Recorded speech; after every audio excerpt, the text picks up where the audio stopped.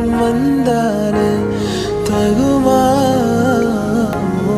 தேன்மலை தேக்குக்கு நீதான் உந்தன் தோள்களில் இடம் தரலாமா? நான் சாயும் தோள் மேல் வேறாரும் சாய்ந்தாலே தகுமா?